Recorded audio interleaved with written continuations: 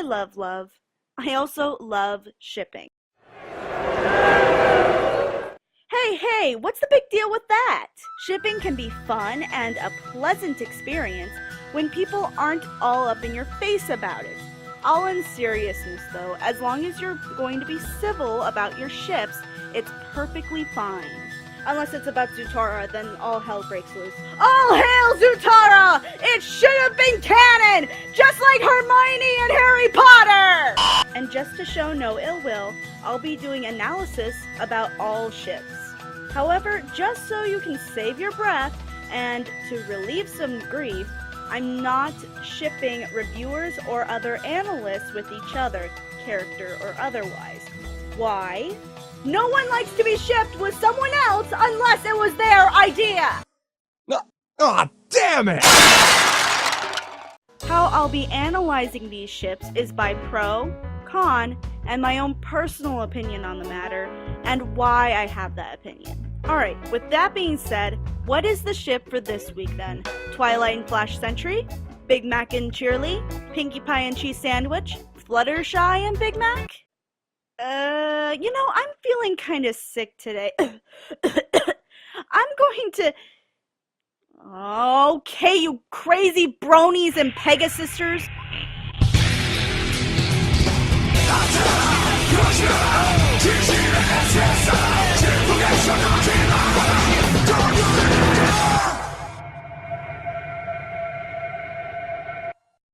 Alright, this is probably one of the most talked about ships since before Flashlight was around. For you noobs that are still getting into the fandom, Rarity is the posh fashionista that is the element of generosity in the elements of harmony. This isn't to say that she's just plain generous and nothing more. She can be extremely greedy at times. And what about Spike? Well, he's a dragon. More specifically, a dragon that Twilight herself hatched the day she got her cutie mark. He serves as an assistant for Twilight, bringing her back down to Earth whenever the time comes for Spike to shine as a character. However, when it comes to greed, Spike's greed is genetic, as dragons are known to be hoarders. So there's one pro. They have something in common, which is greed and generosity. See, Spike can actually be a very generous person with both his time with others, as well as his own safety for the sake of others. In the show, they do seem to get along really well. Part of it is because Spike's crush on Rarity, and the other part is because of Rarity's maturity with Spike, and even in some of her less mature moments. I failed! Miserably! And that makes me miserable! Not a pretty time for her. Just like with Twilight, Spike is able to bring Rarity back to Earth and keep things in perspective, though not as much as, say, if Applejack was doing the same thing because, well, poor writing in some ways. Which brings up another really good pro to this pairing, which is understanding. Understanding and communication is a very important thing in a relationship, and finding the right balance between too much and too little of this same communication. Another pro in this pairing is the fact that they can grow off each other. We've seen these two grow off of each other very well with what little interaction there is. They can be happy and sad, but still come out of it okay, which makes a very healthy relationship. Another pro is the theory that Rarity might be waiting for Spike to mature, as she does seem to be very fond of him. Maybe she's molding him into the proper gentleman that she finds herself attracted to. Because Rarity, as we've seen, likes more mature and classy colts. Because swag is for fillies. Which brings up the pro of patience. Rarity and Spike have shown to have quite a bit of patience with everyone around them, which is also a very good trait in a romantic relationship. Alrighty, now that those pros are out of the way, let's get to the cons of the conversation. Why Rarity and Spike would not work as a couple. Well, first off, we come to the big thing, age of consent. I've heard a lot of different things about how Spike is technically going through puberty due to Spike's birthday episode. But here's the thing, I've met a lot of guys that are going through puberty and still doesn't make them the age to consent to do anything that big dragons can do. I guess the best way to explain this better is with an example. If a middle schooler went into puberty and suddenly he looked like he was in his 20s, but he was really only 13, just because that person looks older doesn't mean that he's actually that age. Let's face it, Spike. She's just not that into you.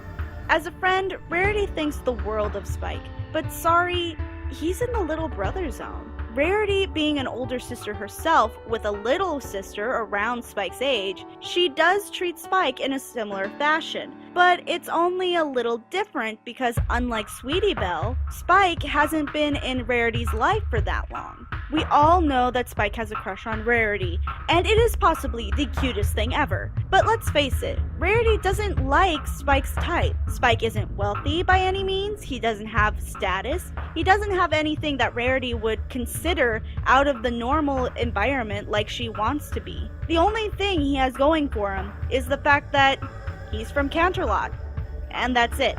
I'm not saying that Rarity is superficial, even though she does have her moments.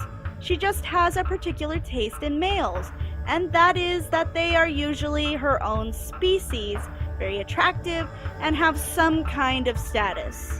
I think we all forget sometimes that even though we're crushing on someone, it never lasts for that long. The longest crush I've ever had lasted about 2 years. No! Phew. No one shall ever know who they are. Ever. Point is, not all crushes last, or are returned either way. Eventually, Spike is going to grow out of his little crush for Rarity. Heck, we've already started to see the beginning stages of getting over the crush. We don't see Spike seeing Rarity as the huge crush they used to have, but now it's starting to become a stronger friendship rather than a crush. And let's not forget the oh so unavoidable one. I'm not going to explain much on this because it's pretty self-explanatory. They are two different species, and this makes it very hard for some people to see these two being together. It doesn't help that in Equestria Girls, Rarity is a human while Spike is a dog. Yeah, that doesn't really help the image of them being together, does it? Now then, before I get to my personal opinion on the ship, there is an episode I didn't mention.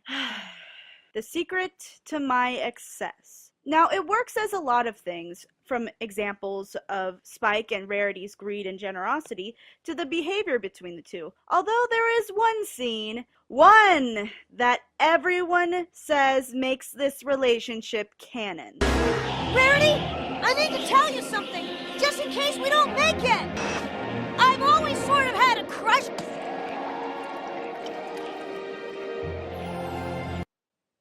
I can see where they're coming from. It's very similar to other scenarios of nearly dying and wanting to get your true feelings out of the way so you have no regrets. I, however, find this to be a very strong example of either side. As a pro, it could be evidence of their finally together moment, having a genuine moment of care and emotion as they fall to their death, meeting eyes, because they need not speak at all. They'll die in each other's arms, knowing, oh look, Rainbow Dash and Fluttershy saved the day. Woo!